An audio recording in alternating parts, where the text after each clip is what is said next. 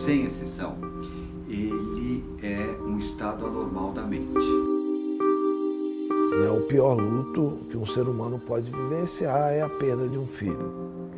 E só há algo pior que perder um filho, é perder um filho por suicídio. Eu abri a minha bolsa de remédio e descarreguei a cartela inteira de medicamento na minha mão, tomei tudo que eu tinha de remédio. Como eu não vi, de como eu não percebi, ele pediu ajuda, no meu caso ele pediu ajuda, né? Antes, mãe, não tô aguentando, mãe, tô mal, mas não naquele dia.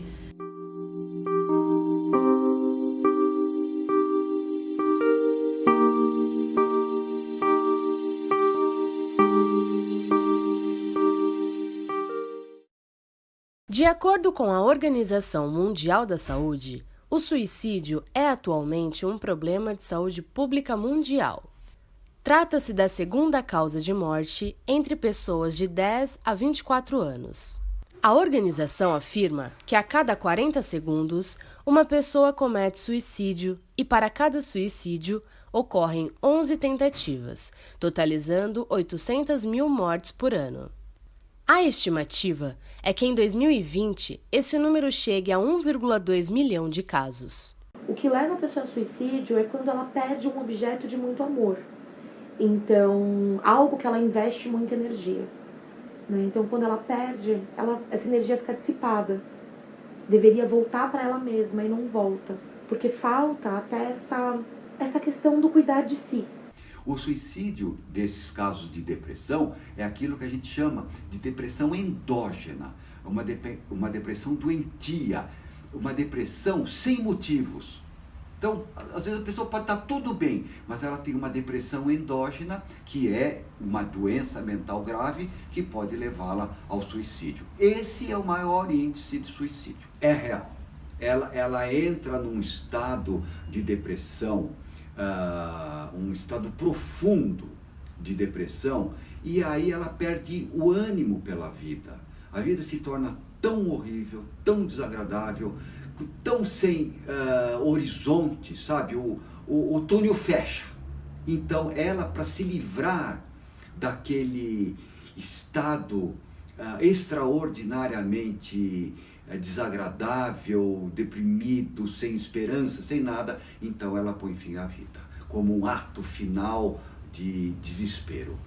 Os primeiros sinais de um possível suicídio é quando a pessoa sai total da rotina dela. É quando ele entra numa depressão muito profunda, então perde a vontade básica da vida. Eu prefiro dividir em dois.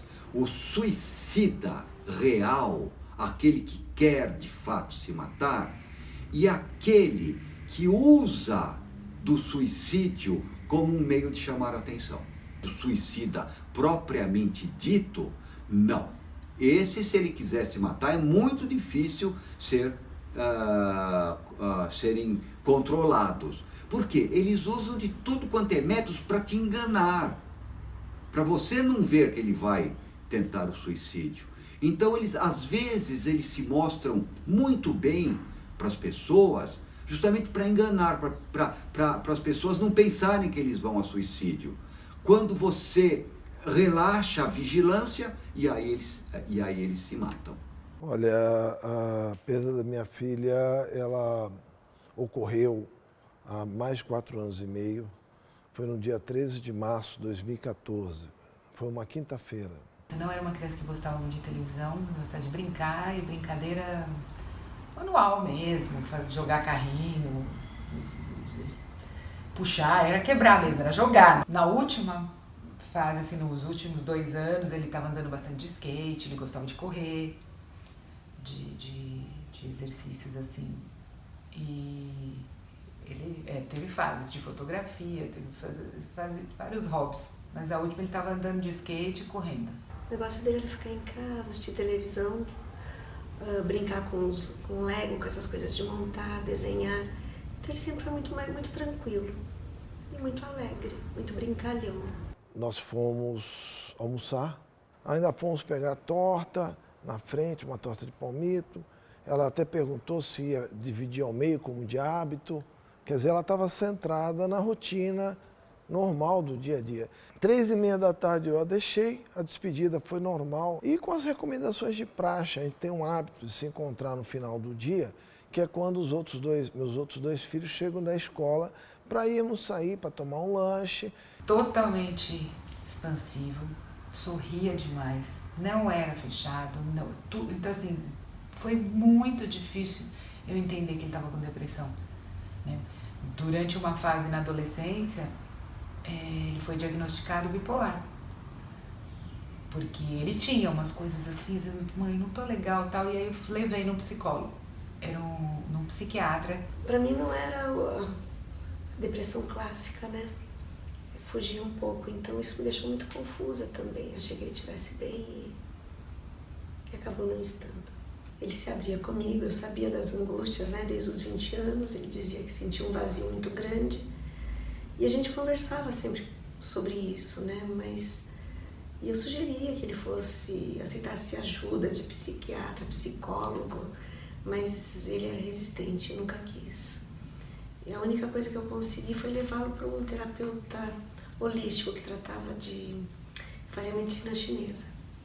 Ele conseguiu fazer acupuntura, massagens e outras terapias. E ficou muito bem durante 1 ano e meio quando ele estava fazendo essa terapia. Mas aí o terapeuta precisou se ausentar do trabalho, ele parou a terapia por mais de 1 ano e aí não retornou mais. Eu tinha combinado com a minha filha, a outra filha, a Raíssa, de pegá-la às 6 horas na saída da escola. Ela me ligou, mas eu estava no meio da última diligência. Eu falei para ela, olha, não vale a pena você me esperar. Você indo a pé, você chega antes de mim. Aí ela, quando viu que nós chegamos, ela já foi gritando, né? Avisando o que estava acontecendo. E ela realmente, infelizmente, chegou 10 minutos antes e viu aquela cena, né? A madrugada foi confusa. Ele estava há 1 mês e pouco sem sair de casa. Não, ele tinha sido às férias, ele não tinha voltado para a faculdade. Só que ele não estava saindo de casa, coisa que nunca tinha acontecido, nunca. Estava 1 mês e pouco em casa. No outro dia, foi um dia totalmente diferente. Ele saiu, correu, ele nadou, estava calor. Eu estava num lugar, ele ligou para mim e falou assim, mãe, fiz meu carro pegar, o carro dele, 2 meses que ele não usava o carro, a bateria tinha arriado. Ele fez o carro pegar, aí ele falou, fiz uma faxina no meu carro e ainda usou assim, a seguinte frase. Ele falou, limpei todo, porque ele era muito bagunceiro o carro, né, aquelas águas jogadas, aquelas coisas todas. Ele falou assim, limpei o meu carro, como eu organizei meu carro, como eu queria organizar minha vida, mãe, eu vou organizar minha vida assim, comecei do carro hoje. O carro está funcionando. Aconteceu numa segunda-feira, aproximadamente 6 horas da manhã. No dia anterior, um dia normal, ele chegou da balada, dormiu até as 2, almoçou, conversou alguma coisa com a gente, estava animado, assistiu as séries dele. Às 10h30 mais ou menos eu me despedi dele, bati no quarto, dei um beijo de boa noite, porque eu viajaria na segunda noite, né? Mas a gente ainda ia ter contato na segunda, porque ele estaria de folga. E dei um beijo de boa noite. No dia seguinte, fui acordada pelo interfone do porteiro. Assim, muitas atitudes estranhas. Ele subiu molhado da piscina. Eu falei para ele tomar banho, para sair. Ele falou assim, mãe, me dá um abraço. Me abraçou muito forte, quase chorando. Ainda brinquei com ele e falei, Bruno, você tá parecendo um bebezinho. Eu falei, né? Falei, vai tomar banho que você tá gelado. Aí houve todo um desdobramento. Ela deixou um bilhete, só que eu não desgrudei do corpo dela o tempo inteiro, até chegar ao médico legista. Isso demorou horas. E nesse ínterim, o bilhete a minha outra filha viu, leu, bilhete curto, e o bilhete mais ou menos dizia que a culpa não era de ninguém, que ela não aguentava mais, que gente morta não decepciona ninguém, e que era o melhor que ela tinha para fazer. Aí fui trabalhar, eu ia viajar à noite, ele ligou para mim 8 horas da manhã, que horas você vai para casa, mãe? Falei, 12h, 1h eu tô em casa. Tá bom, mãe, então eu tô lá pra gente conversar, que eu tô sem celular. Eu falei, eu vi. E Aí eu tava no banco, porque eu ia viajar à noite, o banco não pode, né, pode atender o telefone, tocou, eu lembro que eu atendi só e falei assim, não deixei ele falar. Falei, Bruno, tô saindo do banco, já te ligo. E quando eu liguei, saí de dentro da agência, ele tava no carro, e liguei do carro, ele tava com uma voz bem pastosa, assim, mãe, te amo. Ele atendeu, só falou isso e ficou mudo. E aí vocês imaginam meu coração?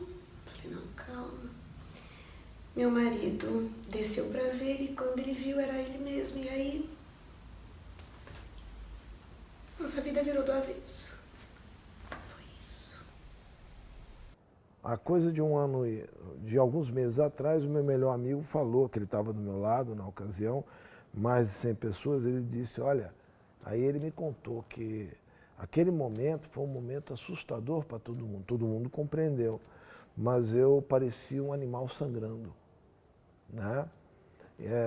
Foi um momento, assim, acho que de dor suprema, que acho que nenhum ser humano viu. É uma dor muito grande, eu não consigo explicar, né?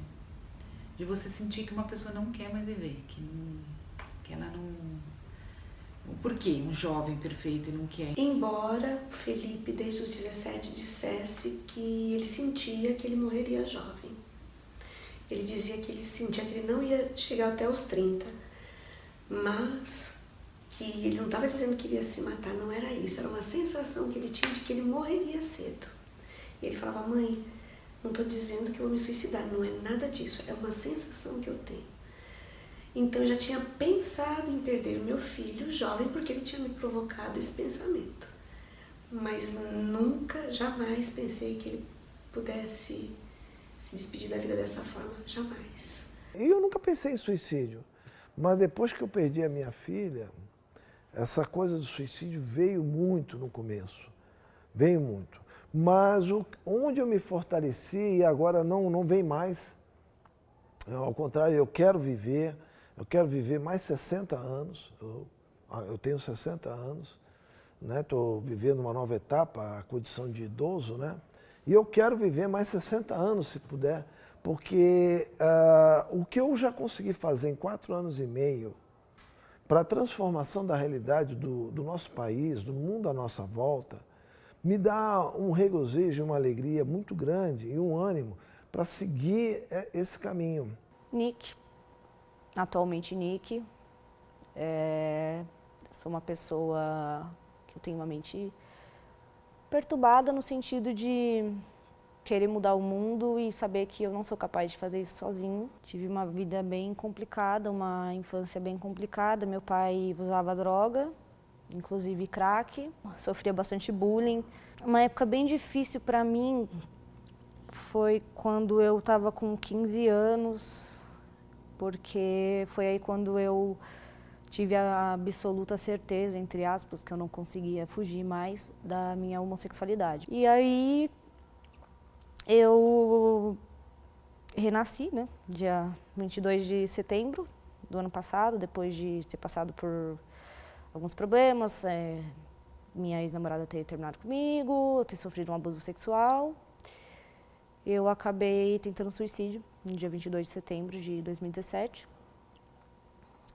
aqui na faculdade, após uma colega de sala me agredir verbalmente. Eu estava muito frágil, num momento muito frágil. Eu acabei me perdendo aqui nas ruas próximas e tentei suicídio. Com os medicamentos que eu tomava para depressão. E dia 11 de outubro de 2017 eu tentei de novo, novamente com os medicamentos. Mas eu não fiquei tão ruim quanto da primeira vez. Da primeira vez eu fiquei pior, mas também sobrevivi. E de lá para cá eu comecei o SUS, meus pais, as pessoas ao meu redor começaram a levar minha depressão a sério. E hoje eu tenho depressão ainda, tomo medicação, mas se eu for comparar o que eu era um ano atrás, eu estou muito melhor. E aí eu fiquei bem mal, assim. Eu não lembro muito bem o que foi que eu senti, porque foi a primeira vez eu fiquei pior.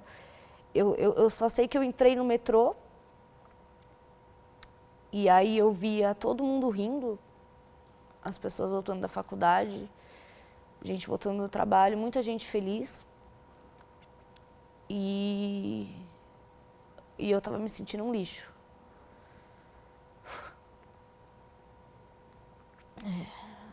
Então chegou a hora de eu tomar o meu remédio. Eu abri a minha bolsa de remédio e descarreguei a cartela inteira de medicamento na minha mão.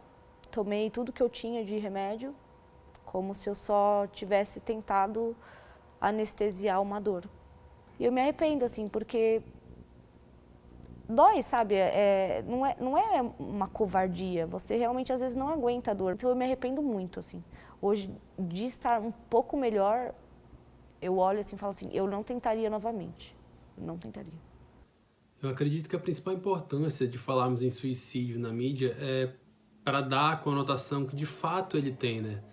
O suicídio é um problema de saúde pública. Então, se a gente não falar nisso, a gente acaba colaborando para que esse problema de saúde pública acabe ficando cada vez maior. O problema no fato de que a imprensa se limita a cobrir o suicídio só quando ele acontece com pessoas famosas, com celebridades, gente que inspira outras pessoas, gerar um fator de risco, que é a romantização do suicídio. É tornar o suicídio como algo inspirador, já que você viu que alguém em quem você se inspira cometeu o suicídio e passa a pensar que aquele ato foi a solução para os problemas, foi um ato heróico, entre aspas, e não a consequência de uma doença. A gente sabe que 90% dos casos de suicídio são ligados a transtornos psíquicos, então a gente tem um dever de esclarecer, de colocar caminhos, de mostrar o que as pessoas podem fazer se esse tipo de problema estiver na casa delas, né? Então essa hoje é a maneira que a gente optou, que a gente acha que é a mais correta, a mais adequada para esse momento de tratar do tema. Aí a gente consegue ver que tem uma camada da sociedade ali que precisa ser atingida pela informação, que ela precisa ser orientada, né? Que ela causa o interesse público, né? Tem muitas pessoas que têm filhos, têm parentes nessa idade que estão passando por problemas e elas precisam ser orientadas. Então eu acho que nessa hora sim vira notícia, na hora que a gente transforma um fato isolado em dados, que a gente pega esses dados e transforma em notícia. Os números crescem cada vez mais e as pessoas se informam cada vez menos. Então, ele surge como um fator muito importante de ser noticiado, porque ele se põe cada vez mais como um problema grave de saúde pública, que a gente não pode se omitir, a gente não pode deixar de falar.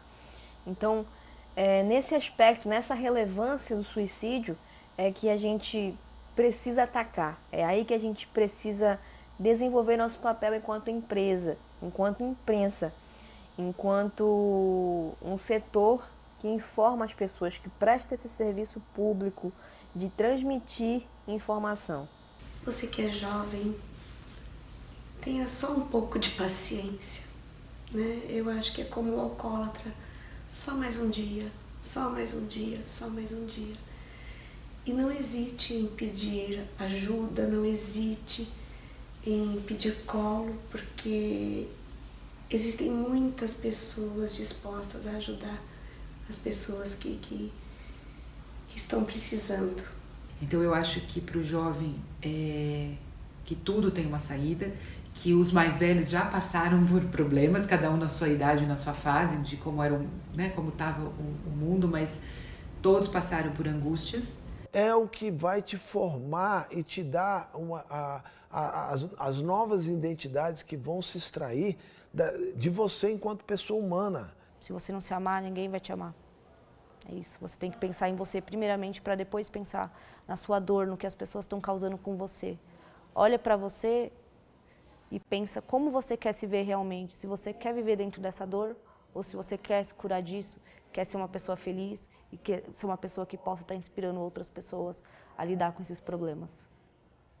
Pensar em você, pensar em amor próprio. Amor próprio pode te ajudar a sair dessa.